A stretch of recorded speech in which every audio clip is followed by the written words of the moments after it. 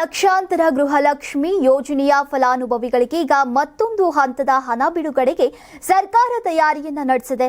ಗೌರಿ ಗಣೇಶ ಹಬ್ಬದ ಅಂಗವಾಗಿ ಇನ್ನೊಂದು ಕಂತಿನ ಸಹಾಯಧನ ಬಿಡುಗಡೆ ಮಾಡೋಕೆ ಕ್ರಮವನ್ನ ಜರುಗಿಸಲಾಗಿದೆ.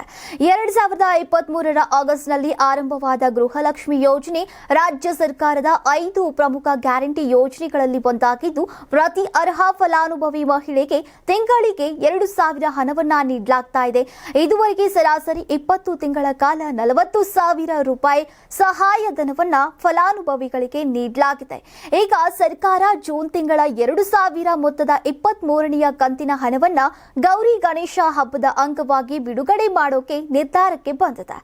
ಈಗಾಗಲೇ ಈ ಹಣವನ್ನ ರಾಜ್ಯ ಖಜಾನೆಯಿಂದ ವಿವಿಧ ಜಿಲ್ಲಾ ಖಜಾನೆಗಳಿಗೆ ಜಮೆ ಮಾಡಲಾಗಿದ್ದು, ಈ ವಾರದೊಳಗಾಗಿ ಫಲಾನುಭವಿಗಳ ಖಾತೆಗೆ ನೇರವಾಗಿ ಜಮೆಯಾಗಲಿದೆ ಅಂತ ಇಲಾಖಾ ಮೂಲಗಳು ದೃಢಪಡಿಸಿವೆ.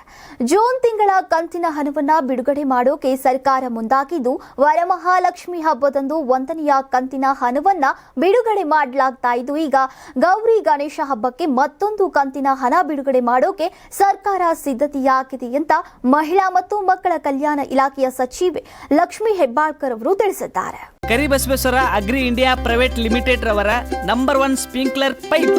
ನಮ್ಮ ಕರ್ನಾಟಕ ರಾಜ್ಯದಲ್ಲಿ ಕಳೆದ ವರ್ಷದ ನೀಟ್ ಮತ್ತು ಐಐಟಿ ಜೆಇಇ ಪರೀಕ್ಷೆಯಲ್ಲಿ ಸಾವಿರಾರು ಉಚಿತ ಮೆಡಿಕಲ್ ಹಾಗೂ ಐಐಟಿ ಸೀಟ್ಗಳನ್ನು ನೀಡಿರುವ ನಮ್ಮ ಹೆಮ್ಮೆಯ ಎಕ್ಸೆಲ್ ಅಕಾಡೆಮಿಕ್ಸ್ ವಿದ್ಯಾಸಂಸ್ಥೆಯಾಗಿದೆ. 1 ವರ್ಷದ ಲಾಂಗ್ ಟರ್ಮ್ ನೀಟ್, ಸಿಇಟಿ ಮತ್ತು ಐಐಟಿ ಜೆಇಇ ದಾಖಲಾತಿ ಪ್ರಾರಂಭವಾಗಿದೆ. ಮೆಡಿಕಲ್ ಅಂದರೆ ಎಕ್ಸೆಲ್, ಎಕ್ಸೆಲ್ ಅಂದ್ರೆ ಮೆಡಿಕಲ್.